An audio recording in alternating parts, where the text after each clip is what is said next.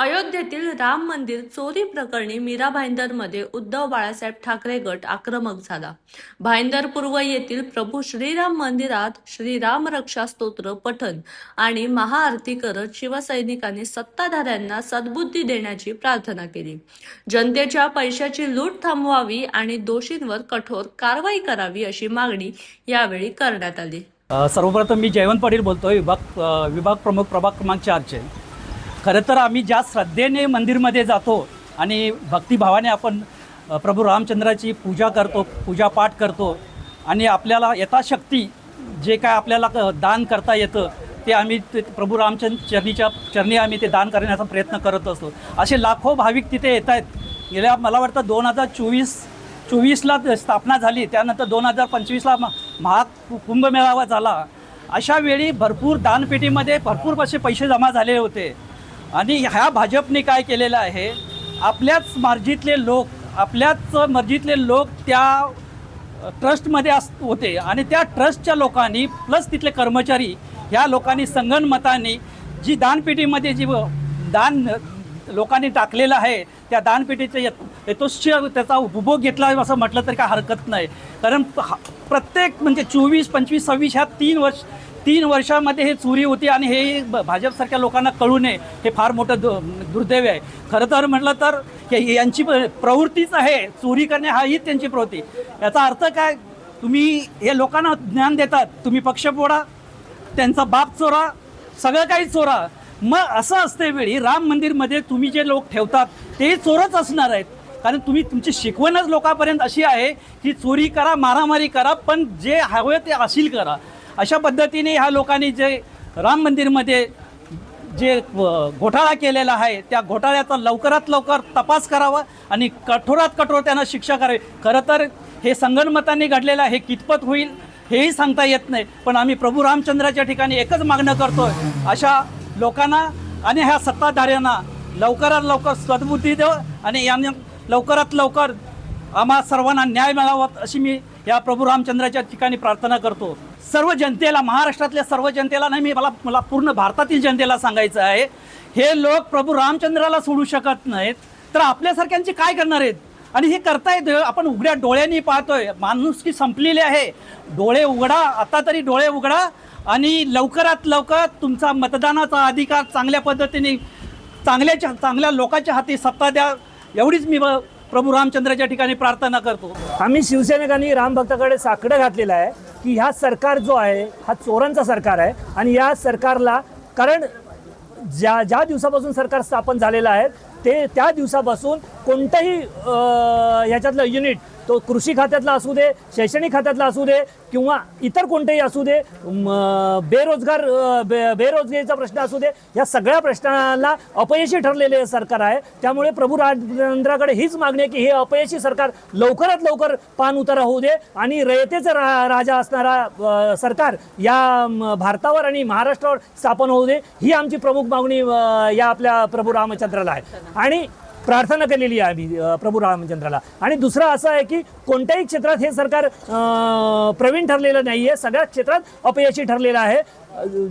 एवढं नाही, आमचं तर उद्धव बाळासाहेब ठाकरे यांचा तर आमचं पक्ष घेतला, आमचं चिन्ह घेतलं, आमचं नाव घेतलं, आमचा बापबान घेतला, आमचं सगळं चोरलं गेलं आणि ह्या जनतेचं सगळं चोरीमारी करून हे सरकार चालवत आहेत.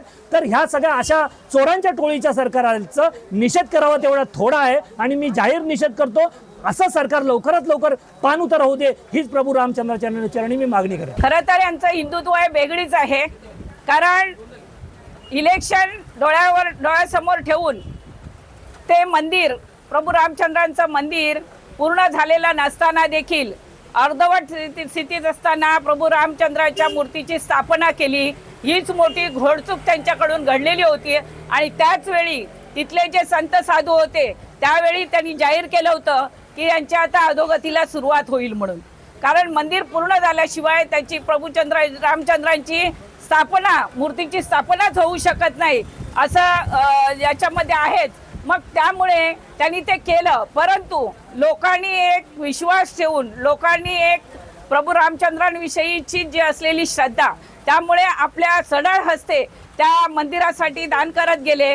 पण लोकांना थोडी माहिती होतं की हेच चोर निघतील, हेच लुटारू निघतील, हेच दरोडेखोर निघतील आणि त्यांनी आपली लॉबी पंतप्रधानांनी आपल्या जवळच्या माणसाला ते व्यवस्थापन समितीवर मुख्य नेमलं आणि त्यानेच आणि त्याच्या सर्व बरोबरी असलेल्या सहकार्यांनी ते मंदिर लुटलेलं आहे.